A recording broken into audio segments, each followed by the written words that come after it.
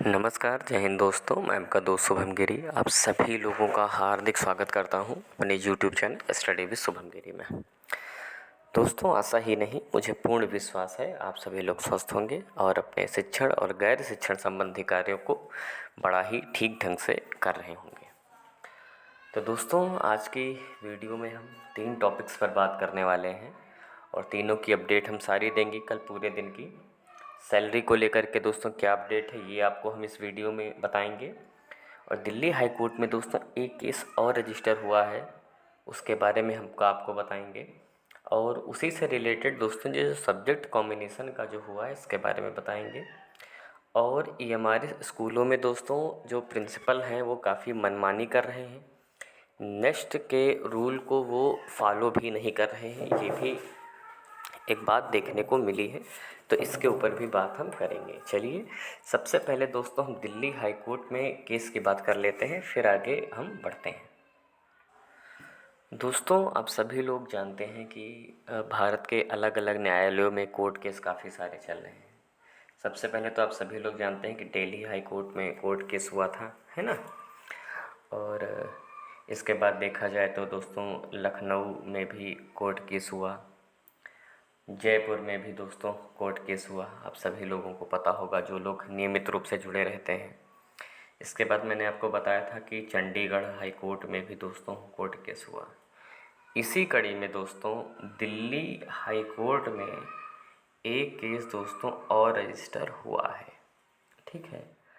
अब मन में प्रश्न आ रहा होगा ये जो कोर्ट केस हुआ है ये किसने किया है। तो ये दोस्तों जो कोर्ट केस हुआ है ये हुआ है सब्जेक्ट कॉम्बिनेशन को लेकर के।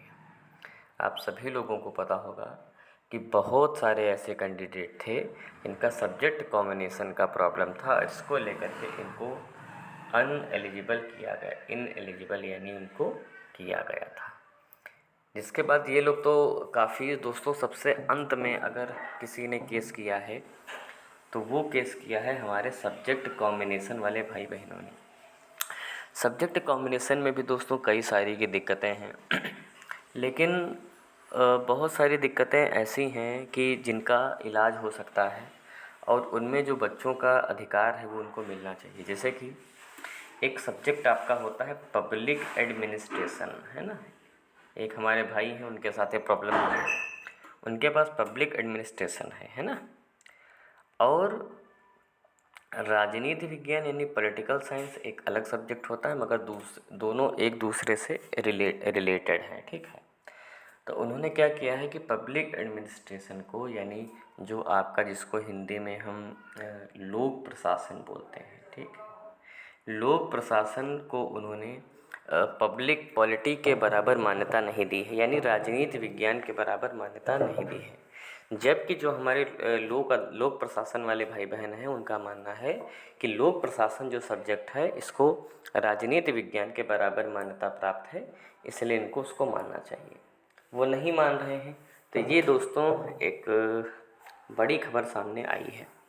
तो मेरे ख्याल से भाई लोक प्रशासन वाले जितने भी भाई बहन जिन्होंने लोक प्रशासन ले रखा है उनको पॉलिटिकल साइंस के बराबर मान्यता देनी चाहिए। ये मेरा दोस्तों अपना इंडिविजुअल मानना है। इस आधार पर उनको बाहर नहीं करना चाहिए। हाँ, जिनके में बड़ी प्रॉब्लम है, सब्जेक्ट ही नहीं है, एक ही सब्जेक्ट है या वो कॉम्बिनेशन नहीं बन रहा है, उनको पूरी तरीके से बाहर करना चाहिए। मगर जिन्होंने उस सब्जेक्ट के समकक्ष अपना विषय पढ़ा हुआ है उनको ज़रूर यहाँ पर लेना चाहिए, उनको एलिजिबल करना चाहिए। और बाकी तो कोर्ट की शरण में चले गए हैं मेरे भाई बहन। ईश्वर से कामना है कि भाई जितने भी लोग कोर्ट की शरण में गए हैं न्याय मिले और उनको एलिजिबल करके नौकरी भी दें। और बाकी कोर्ट बेहतर तरीके से समझेगा, वो डिसाइड करेगा कि आप एलिजिबल हैं या एलिजिबल नहीं हैं, ठीक है। तो ये तो बात दोस्तों हो गई कोर्ट केस की। और अब बात कर लेते हैं थोड़ा सा हम प्रिंसिपल की मनमानी को लेकर के। दोस्तों, बहुत सारी जगह एक देखने को मिली है कि वहाँ पर क्या हुआ है कि जो प्रिंसिपल लोग हैं वो मनमानी कर रहे हैं।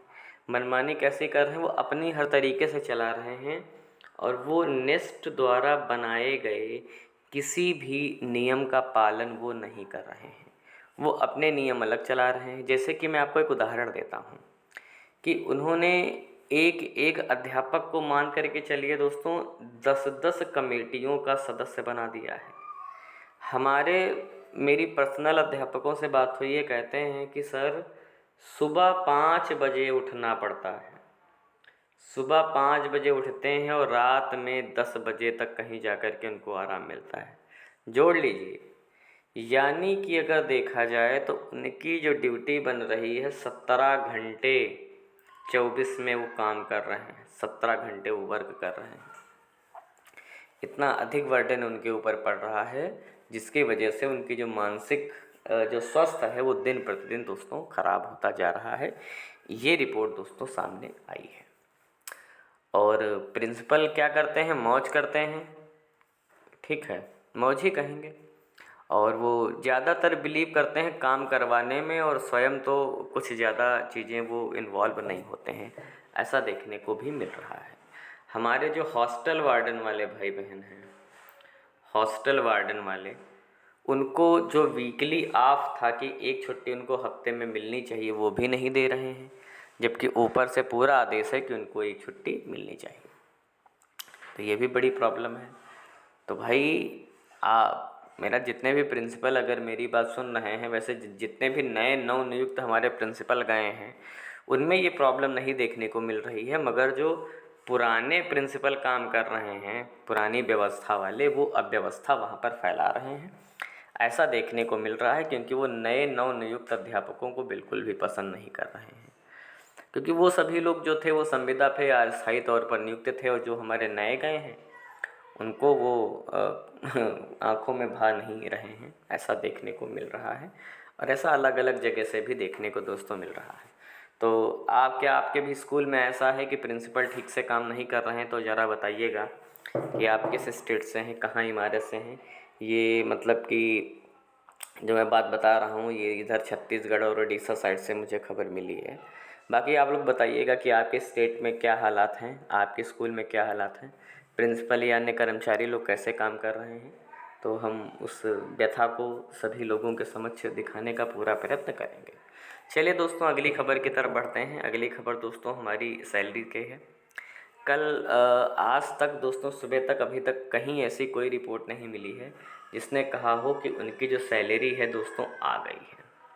दोस्तों ज़्यादातर जो राज्य हैं वहाँ पर जो फॉर्म है वो दोस्तों अप्रूव्ड हो गया है, ऐसा देखने को मिला है।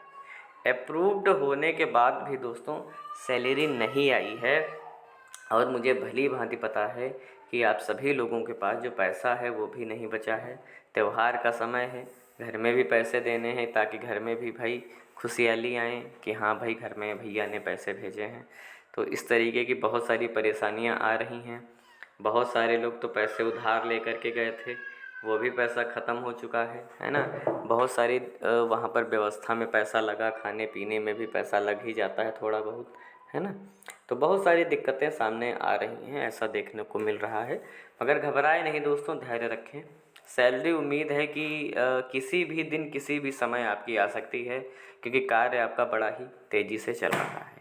और ये तो मैंने आपको पहले ही बताया है कि डीए और बेसिक ही आपको मिल रहा है, इसके अतिरिक्त कुछ नहीं मिल रहा है, और डिडक्शन अभी नहीं हो रहा है, ये अच्छी बात है। तो जो भी थोड़ा बहुत पैसा मिलेगा उससे आपका आगे की व्यवस्था ठीक ढंग से सुचारू रूप से चलने लगेगी। दोस्तों, इस भर्ती की शुरुआत से लगातार हम आपके समक्ष जुड़े हुए हैं, और आपकी हर परिस्थिति में, हम हर परेशानी में आपका सपोर्ट करते हैं। आपकी आवाज़ को सबसे पहले अगर कोई उठाता है तो हम ही उठाते हैं। दोस्तों, अगर आपको नियमित रूप से ईएमआरएस से अन्य शिक्षक भर्ती या अन्य सरकारी नौकरियों से रिलेटेड न्यूज सारी चाहिए तो प्लीज़ हमारे चैनल स्टडी विद शुभम गिरी को ज़रूर सब्सक्राइब करिएगा, और बेल आइकन को दोस्तों ज़रूर प्रेस कर देना, ताकि हमारे आने वाली सारी वीडियोज़ के नोटिफिकेशन आपको मिलते रहें।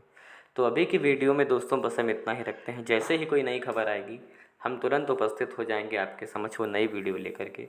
तब तक अपना ख्याल रखिएगा और मेरे साथ बोलिए जय हिंद, जय भारत।